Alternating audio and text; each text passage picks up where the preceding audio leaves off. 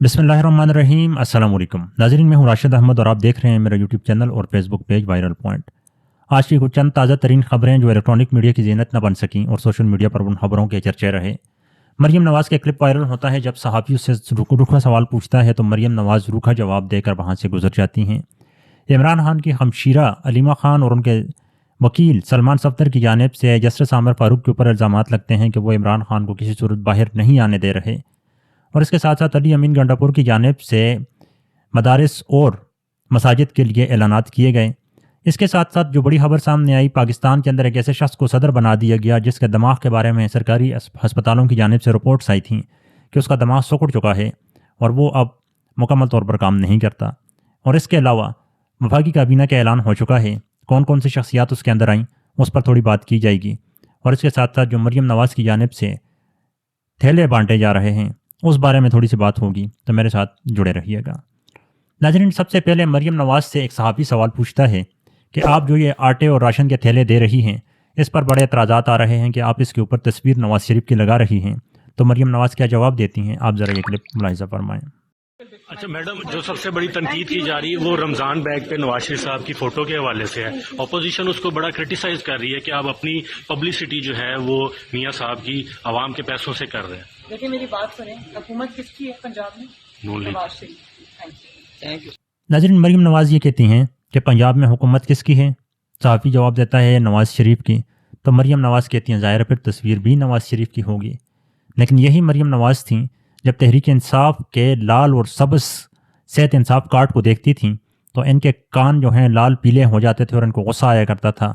और इनकी कनीज़ें जो हैं इमरान खान को कहा करती थीं कि इमरान खान तुम्हारे बाप का पैसा है जो तहरीक इंसाफ के झंडे को सेहत इंसाफ कार्ड पर लगा रखा है। या फिर दूसरे लिहाज से देखा जाए तो मरीम नवाज़ के मुताबिक पंजाब के हर ACDC को यहाँ पर बेज लगाना चाहिए जिस पर नवाज़ शरीफ की तस्वीर होनी चाहिए, क्योंकि पंजाब में हुकूमत नवाज़ शरीफ की है। क्या आप इस जवाब से मुतमईन हैं? कमेंट में अपनी राय ज़रूर दीजिएगा।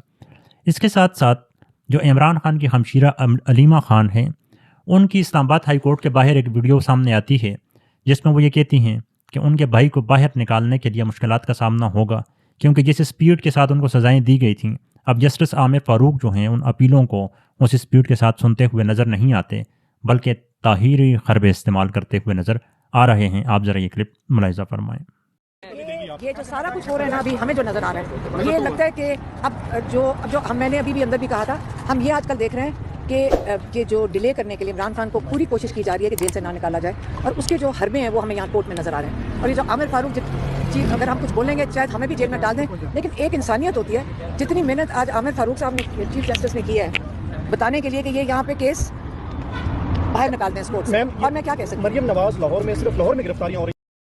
आपने सुना कि इमरान खान की बहन अलीमा खान ये कहती हैं कि जस्टिस आमिर फ़ारूक की कोशिश ये है कि वो हमें भी अंदर डाल दें और इमरान खान को किसी सूरत भी बाहर ना आने दें, या फिर इतना डिले कर दें कि बहुत सी चीज़ें बदल चुकी हों। साथ में इमरान खान के वकील सलमान सफ्दर जो हैं वो ये कहते हैं कि अटारनी जनरल की जानिब से ये कहा गया है कि ये जो ऑफिशियल सीक्रेट एक्ट है इसके अंदर जो केस हैं उसमें अपील की सुनवाई नहीं हो सकती। यानी जो रायता सेशन जज की जानिब से अडयाला जेल के अंदर फैलाया गया, 24 घंटों की मुसलसल समाअत के बाद इमरान खान को सज़ाएं सुनाई गईं, अब उसकी अपील नहीं सुनी जा सकती।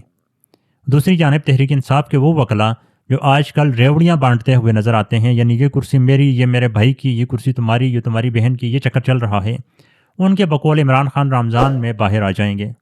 लेकिन ग्राउंड रियलिटी कुछ और बताती है कि इतना आसान नहीं, पाकिस्तान की अदालतें इमरान खान को इतनी आसानी से बाहर नहीं आने देंगी।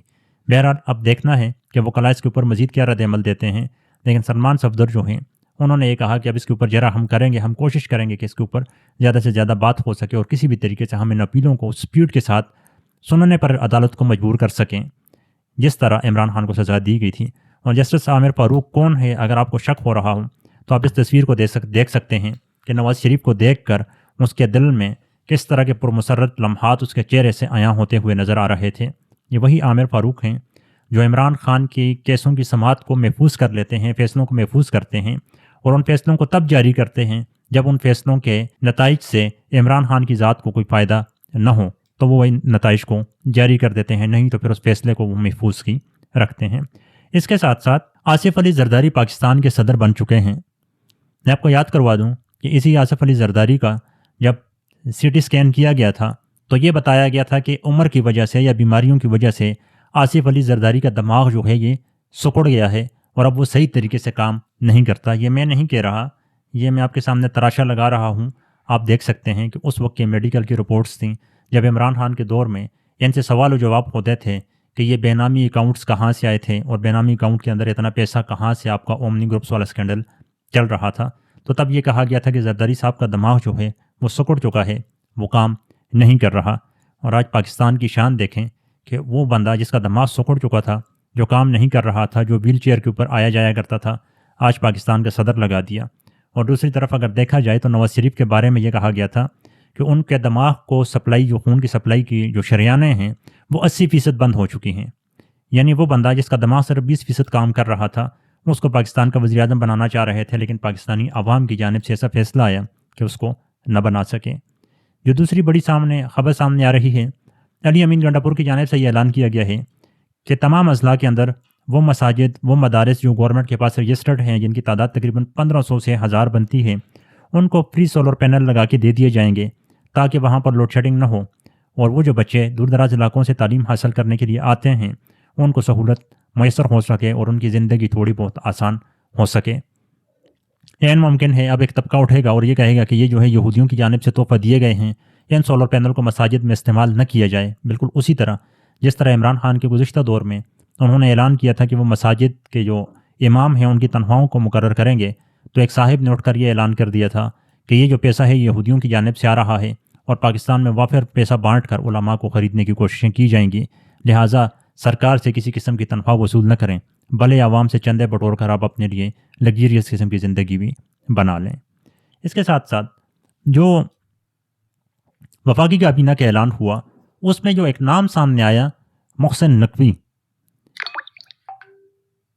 صوبہ پنجاب کے نگران وزیر اعلیٰ محسن نقوی وہ سونے کی چڑیا ہے جس کو زرداری اپنا بچہ کہتا ہے، نون لیگ اپنا بچہ کہتی ہے اور اسٹیبلشمنٹ اس کو اپنا بچہ کہتی ہے، لیکن جس طریقے سے اس نے پنجاب کے اندر کریک ڈاؤن کیے، ظلم و جبر کی داستانیں رقم کی، اس کا پہلا صلہ اس کو فوراً تب دیا گیا جب ان کو پی سی بی کا چیئرمین بنا دیا گیا، اور وہاں پر وہ کہتے ہوئے نظر آتے ہیں کہ مجھے شکایت ملی تو میں پوری ٹیم کو آگے لگا دوں گا، میں کسی کو معاف نہیں کروں گا۔